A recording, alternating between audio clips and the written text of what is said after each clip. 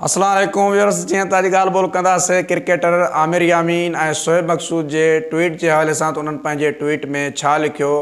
आमिर यामीन ऐं शोएब मक़सूद पंहिंजे ट्वीट में इहो लिखियो त असां कराची खां मुल्तान तरफ़ वञी रहियासीं त असांखे सकरन बाईपास ते जेको आहे पुलिस एहलकारनि असांखे रोके असां खां 8,000 रुपया रिश्वत तलब कई ऐं 8,000 ॾियण बाद असांखे छॾियो वियो। जंहिंखां बाद इहो जेको आहे इशू सोशल मीडिया बाद जेको आहे मीडिया ते उर्दू मीडिया ते जेको आहे इहो मौज़ू बणियल रहियो।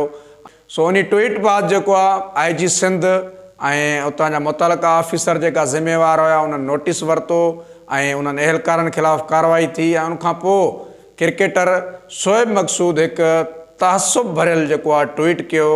उन पंहिंजे ट्वीट में चयो त शुक्र अदा कयां थो त असां सिंध में नथा रहूं। बहरहाल उनजे ट्वीट सां सिंध वासियुनि ऐं सिंधी माण्हुनि जी ॾाढी दिलि आज़ारी थी ऐं उन ट्वीट ते क्रिकेटर शोएब मक़सूद मथां जेको आहे हिकु वॾी तनक़ीद शुरू थी वई, जेकी तनक़ीद थियण बि खपंदी आहे। छो जो उन जेको इहो ट्वीट कयो इहो बिल्कुलु तहसुब सां भरियल ट्वीट आहे, जेकी उहा सिंध ख़िलाफ़ु जेको उन ज़हर उगलियो आहे उनजे ख़िलाफ़ु बिल्कुलु तनक़ीद थियणु खपंदी आहे। छो जो ही पंजाब जा जेका क्रिकेटर आहिनि इहे क़ौमी टीम जो हिसो थी सघनि था, ॿियनि सूबनि जा थी सघनि था, सिर्फ़ु सिंध जा जेका रांदीगर आहिनि उहे क़ौमी टीम जे लाइ नज़रअंदाज़ आहिनि। वजह इहा आहे जो उहे सिंधी आहिनि। सो हिकु त सिंधी क्रिकेटरनि खे सिंधी टैलेंट जेको आहे उहो ज़ाया कयो पियो वञे ऐं उनखे क़ौमी टीम में जेको आहे उन्हनि खे उनजो हिसो न बणायो पियो वञे। ऐं ॿियो नंबर त सिंध में जेको थोरो हिकिड़ो मसइलो पेश आयो आहे मामूली, उनखे जेको आहे मुकमिल हाईलाइट कयो। हाईलाइट करण खां पोइ जेको आहे उन ज़िम्मेवारनि ख़िलाफ़ु कार्रवाई बि थी ऐं उनखां पोइ ही जेको आहे तहसुब सां भरियल जेको हिकिड़ो ट्वीट कयो हुयो जंहिंजी असां भरपूर नमूने सां मज़ामत कयूं था।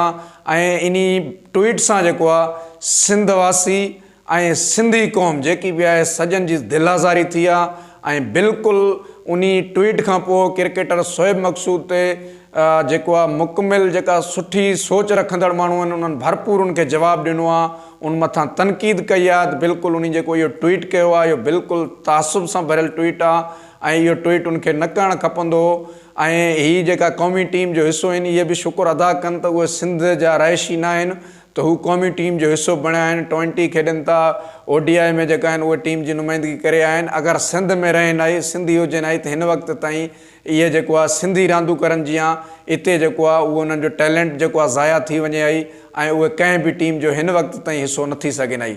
बहरहाल क्रिकेटर शोएब मक़सूद जो जेको इहो ट्वीट आहे इन सां असां सिंध वासियुनि जी जेकी आहे दिलि आज़ारी थी आहे।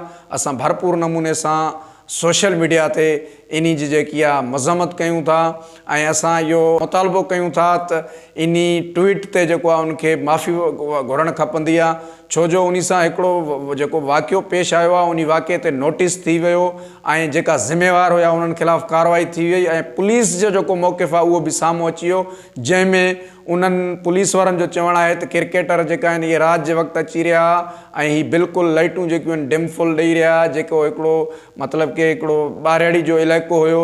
असां इहो सम्झोसीं त इन्हनि सां छा मसइलो आहे, कहिड़ी ॻाल्हि ते जेको आहे इहे लाइटूं डिमफुल ॾियनि था, किथे इन्हनि सां को मसइलो मसाइल त पेश न आयो। असां पुछा करण जे लाइ जेको आहे इन्हनि ॾे विया आहियूं ऐं उनखां बाद जेको आहे उन्हनि असांखे असां सां बदतमीज़ी कई आहे या मिसाली जेकी ॻाल्हि ॿोल थी आहे ऐं उन्हनि बाद में असांखे चयो त असां अव्हांखे ॾिसी रहंदासीं।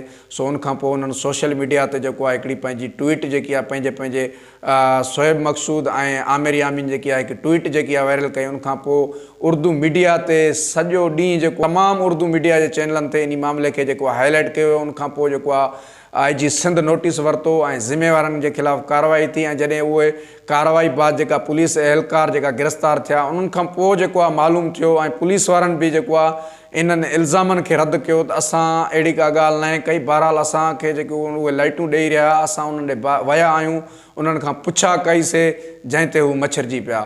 बहरहाल मामिलो जेको बि आहे क्रिकेटर शोएब मक़सूद ऐं आमिर यामीन पंहिंजे ट्वीट में इहो इल्ज़ाम हुयो त पुलिस वारनि असां खां रिश्वत वरिती आहे। इहो इल्ज़ाम हुयो क्रिकेटर शोएब मक़सूद ऐं आमिर यामीन जो। बहरहाल मामिलो अलाए छा हुयो इन जी अञा हक़ीक़त मालूम न थी सघी आहे, पर जेको क्रिकेटर शोएब मक़सूद तहसुब भरियल ट्वीट कई आहे इन ते यकीनन असां सिंध वासियुनि जी ऐं सिंधियुनि जी ॾाढी दिलि आज़ारी थी आहे ऐं असां भरपूर मुतालबो कयूं था त हू फ़ौरन पंहिंजे ट्वीट ज़रिए जेको आहे सिंधी क़ौम खां माफ़ी वठे। वॾी महिरबानी।